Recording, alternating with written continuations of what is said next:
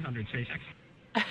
The first citizen astronaut crew safely splashed down off the coast of Florida on Saturday after a 3-day flight in SpaceX's Resilience spacecraft. It was the first launched into Earth's orbit without a career astronaut on board, in an effort to ramp up space tourism. Applause was heard from Mission Control as the SpaceX capsule parachuted into calm seas shortly before sunset. Within an hour, the 4 crew members were seen smiling, emerging from the capsule's side hatch. Each waved and gave a thumbs up to the cameras. They were cheered again as they stepped onto the deck of the recovery ship. The amateur astronauts were then flown by helicopter back to land to reunite with loved ones. On board Resilience was 29-year-old physician assistant and childhood bone cancer survivor Haley Arsenault, who became the youngest person to ever reach Earth's orbit.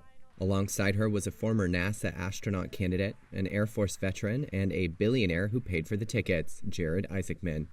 Their successful mission marked the debut flight of SpaceX's new astro-tourism business. Time magazine estimates Isaacman paid roughly $200 million for the 4 spaceflight tickets.